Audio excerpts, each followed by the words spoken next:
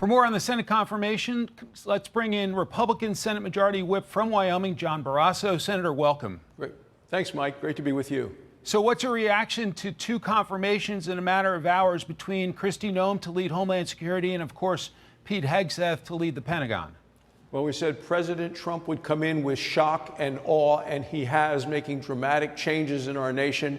And I was committed as whip to making sure we could get the president's team, his national security team, in place as quick as possible. He's been in office 5 days, and we have that team now confirmed. We're talking about the Secretary of State, the Secretary of Defense, the head of the CIA, all of those things, and the director of national with John Ratcliffe at the CIA. So this has been a big effort with Homeland Security now. Kristi Noem today, 4 cabinet members confirmed in a short period of time.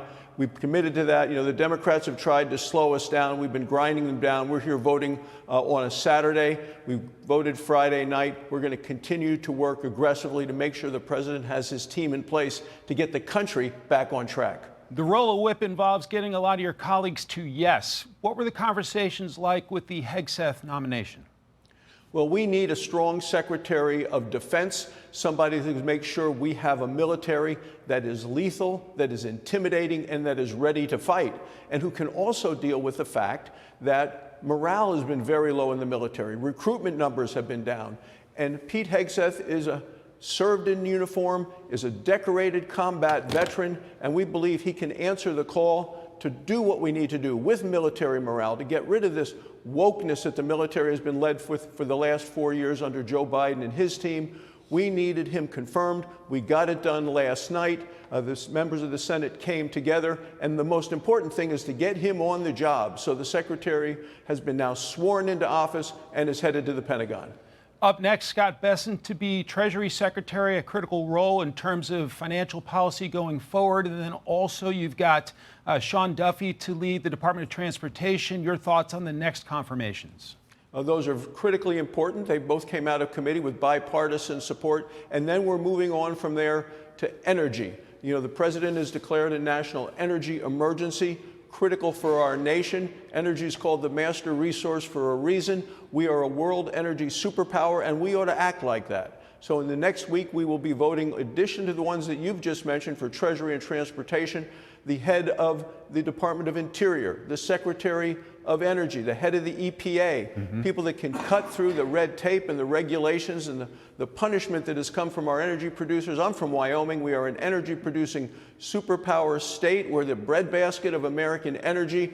We need to continue to produce all of that energy, and we've had a lot of problems with the Biden administration, who said he wanted to prioritize climate over energy that is available, affordable, and reliable. And one of the reasons that I believe President Trump won was his commitment to American energy. And we didn't have it in the last administration. We have it now.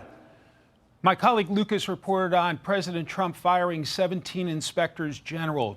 Do you have concerns about that move, sir? Well, sometimes inspector generals don't do the job that they are supposed to do. Some of them deserve to be fired. And I think the president is going to make wise decisions on those, some that he decides to keep, some that he decides to remove. But he's moving forward aggressively across all areas of government. You just saw yesterday 7 different planes of illegal immigrants, criminals, out of the country into Guatemala, into Mexico. You're talking over 500 illegal immigrants. The president is going to continue to move aggressively on all fronts, on the economy, on the border, on America's strength. The things that he has promised to do, he's going to deliver. Senate Majority Whip John Barrasso, the great state of Wyoming. Grateful for your time, sir. Big week for you. Thanks a lot.